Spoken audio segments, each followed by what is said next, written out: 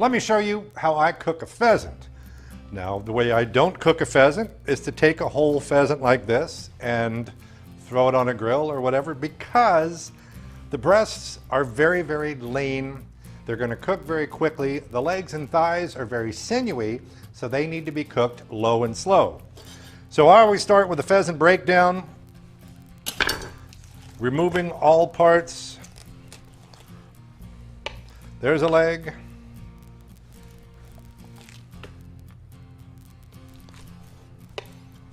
There's a leg. And I'm just going to cut straight down the breastbone to remove the breast.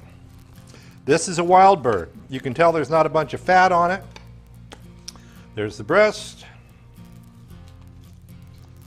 So these are much leaner than the pen-raised birds, and certainly leaner than a chicken. You just don't see any fat on here. Now, this carcass here, this is stock material. So I save my pheasant pieces, pheasant parts, to make stock out of. Brown it with some celery, carrot, onion, throw it into a stock pot, cold water, let it simmer. It's so much better than anything you can buy out of a can or use with a bouillon cube.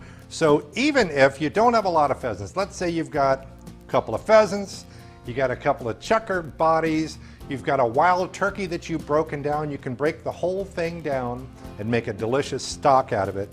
But really, cooking that pheasant all by itself, all together, doesn't make sense. So the legs and thighs, I'm going to brown them and then braise them. And by braising, I'm going to throw that into a roasting pan, again with celery, carrot, onion, a little bit of liquid, about 3/4 of an inch of liquid.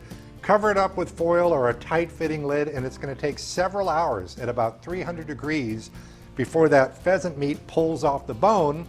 Then you can take the bones and add that to your stock pot, and you're using the whole deal.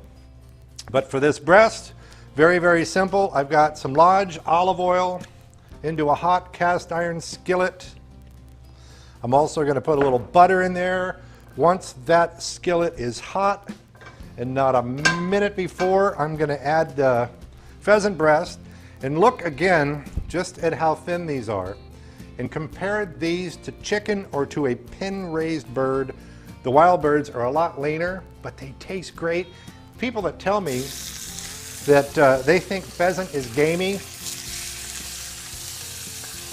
I don't get it. There's nothing gamey about a pheasant, a chucker, a quail. Here's one of the things that I've done with people that say that game is gamey. I said, all right, now this is elk.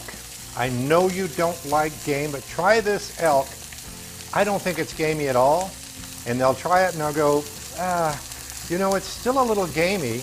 And what I've done is I've given them a piece of beef instead and told them it was elk. But just when I planted that seed, they're thinking, oh yeah, it's gamey all right. Skin side down. I've got a little of the High Mountain poultry rub.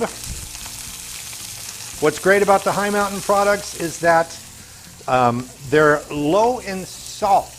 They're high in flavor, low in salt. Let me flip this guy over. I'm going to turn the heat down just a little bit. And it's okay to flip it a time or two. I'm going to season the B side now with some more of the High Mountain poultry rub. Also, a good hearty herb from the backyard. I've got some rosemary. You just take the rosemary and you just strip it down the stem, the stalk, chop it up. And you want to add the rosemary early on so that it releases the oils. It's good hearty flavor. It's not like basil, cilantro, parsley, which is more delicate. I've also got some garlic, which I'm going to add right towards the end.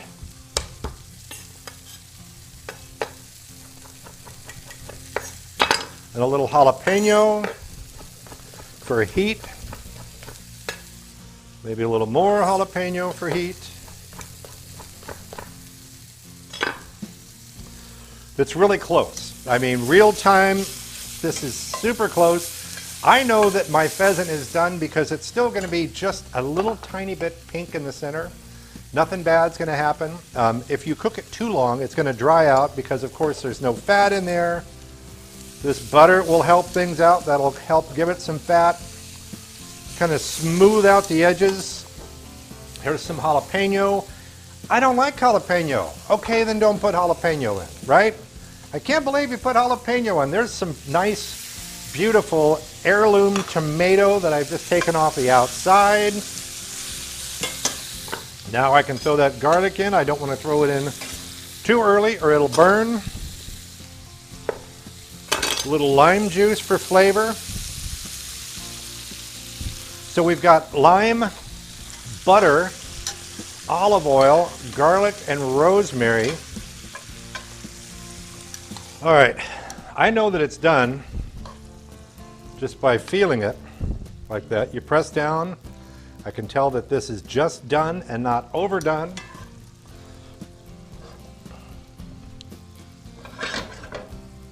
Get all my good stuff in here. Got a little riced cauliflower. Put my pheasant breasts right on top. A little rosemary.